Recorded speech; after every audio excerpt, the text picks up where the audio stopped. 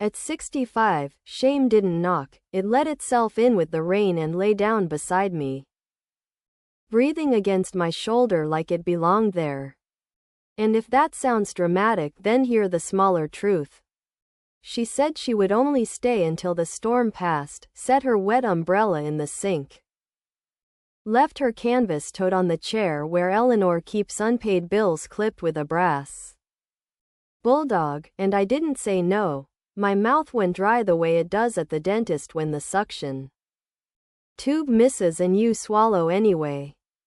And by the time thunder rolled over our little cul-de-sac in Ithaca, the lightning had already struck in me, not a clean white crack but the low electrical hum that warms a wire until the plastic softens and sags, and I watched it happen like an owner who smells something burning and opens the oven anyway because dinner is late and the house feels lonelier than hunger. And there she was, Mara from 3B, the neighbor who once called me, sir, the way baristas call men. In gray caps, hun, peeling off a damp cardigan, goose flesh running over her arms, asking if she could use the dryer for her shirt, and I nodded, ridiculous with courtesy. The way thieves thank you for leaving the window unlatched. And she smiled that half apology half dare and said, only until the weather clears.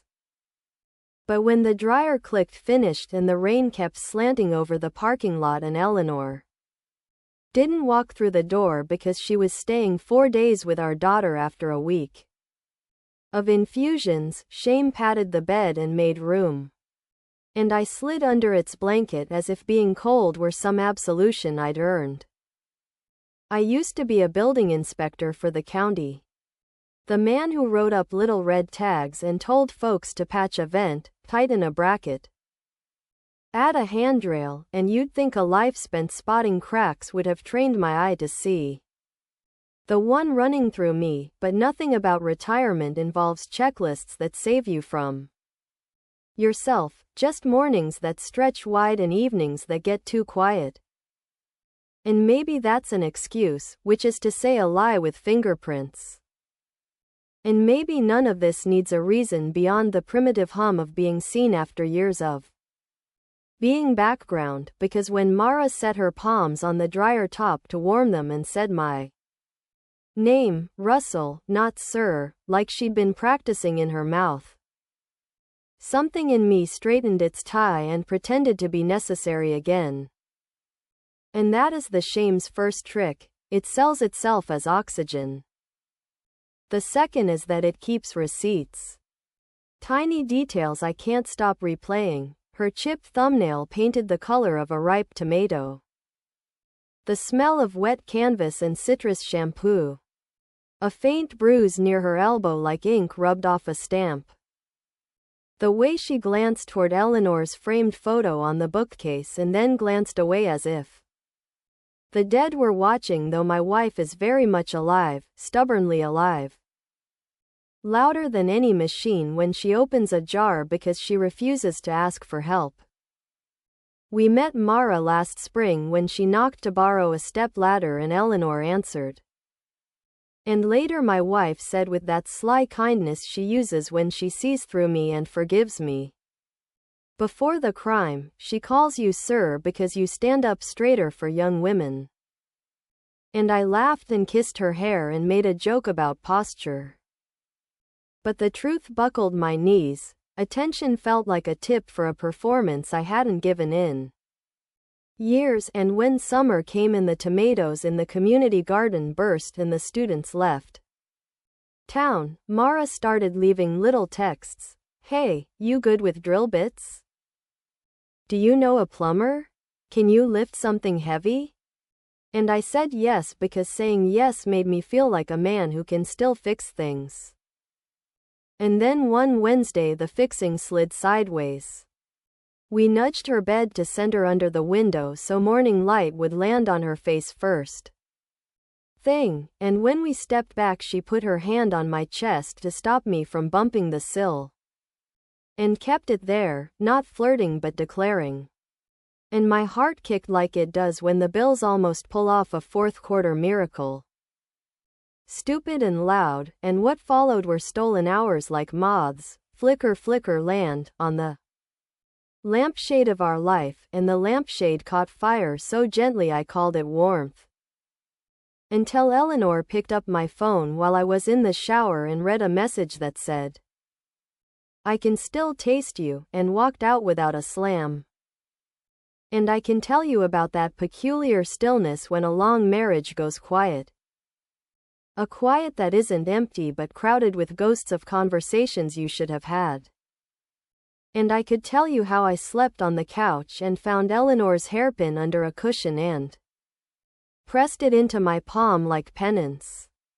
And I could tell you how the neighbors began to look at me as if I'd missed a step and landed one rung too low forever, but all that would be weather around the main fact, which is that shame didn't arrive after the act as a judge. It curled next to me during it like a lover, warm, convincing, whispering you deserve this. Whispering sir, whispering my name. And I let it kiss my throat while I told myself it was only until the storm ended. Only until Eleanor came home stronger, only until I felt less invisible. And as conditions multiply, so does cowardice, the hook you want, the thing that yanks you forward in your chair.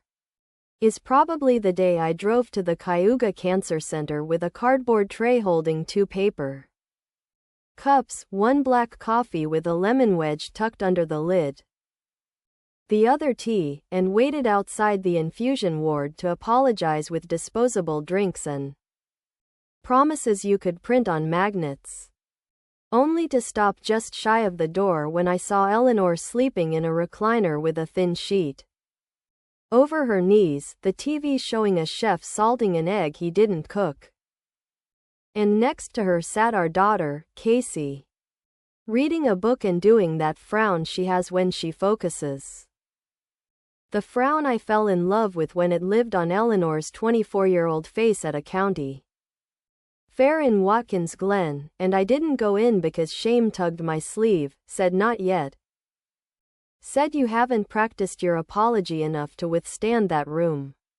And that is the twist that undid me. Not the affair, not the sex, not the lies, those are sordid but familiar categories. It was the discovery that the worst thing I did wasn't desire, it was delay, pure and simple.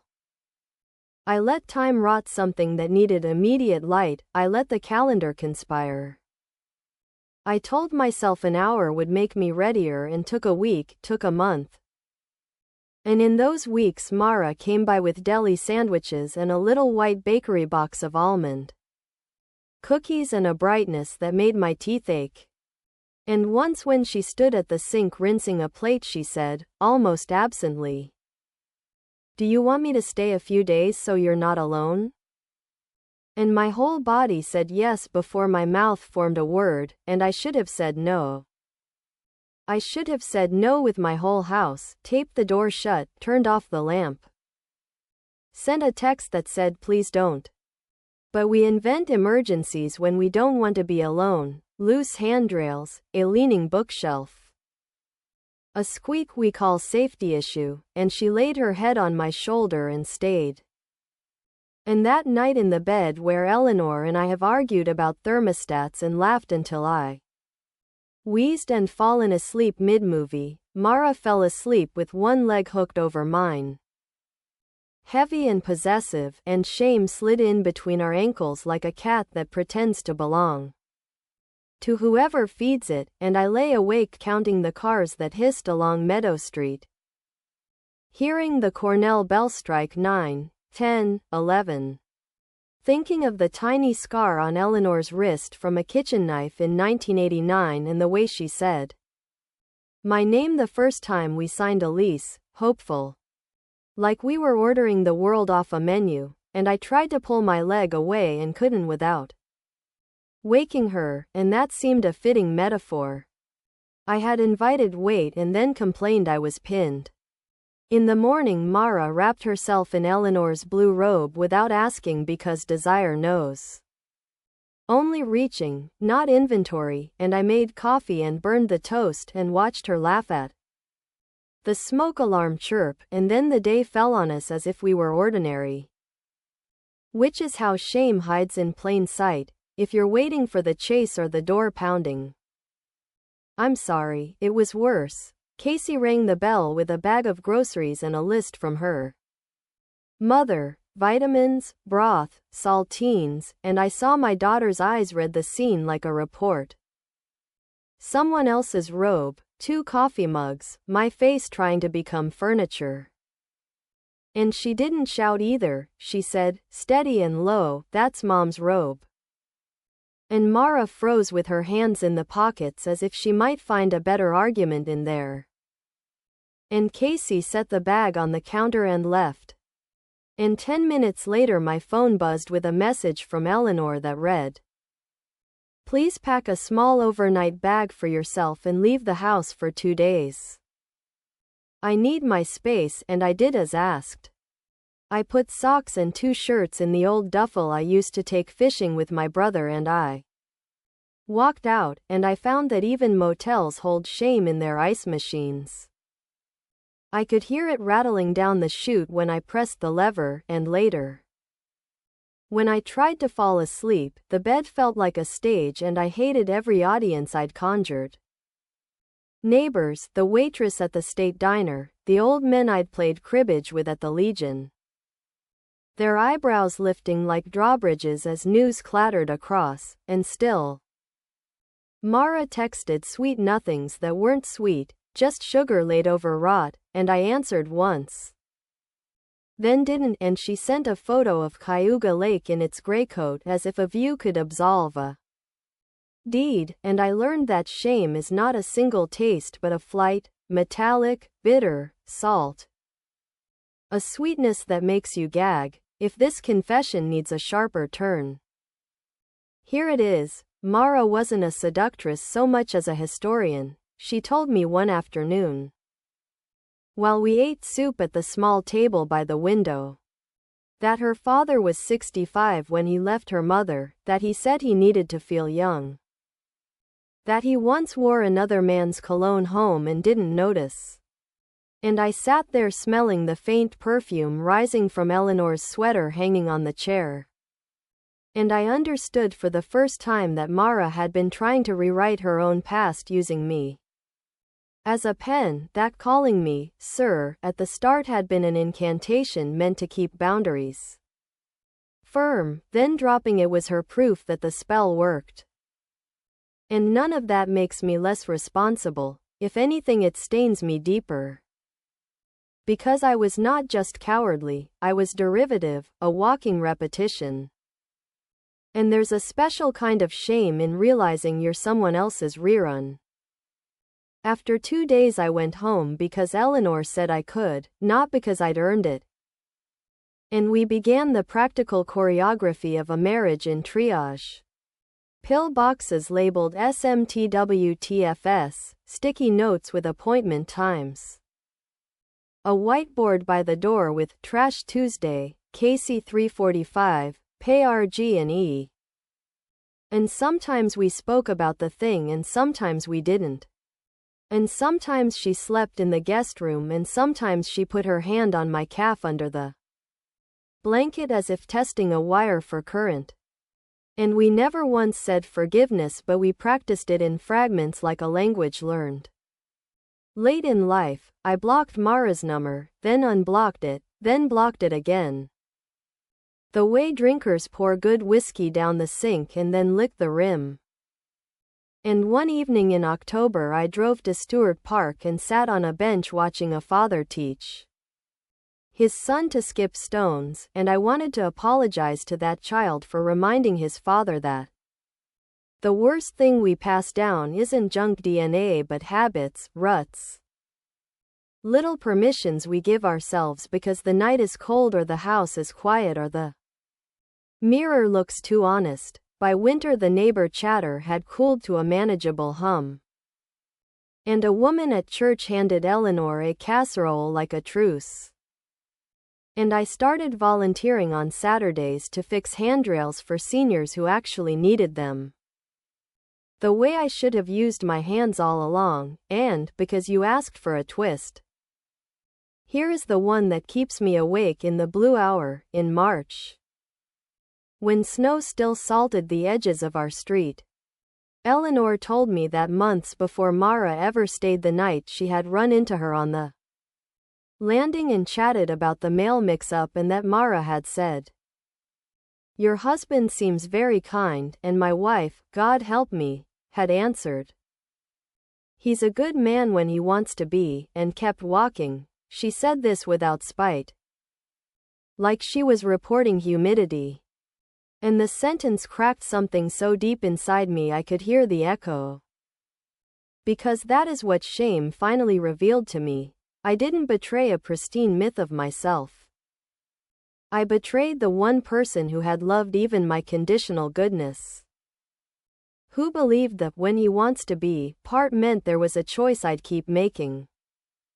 And the night I first let Mara stay I chose a different want, and now, months on, shame doesn't curl against me in the dark the same way. It's more distant, more skeletal.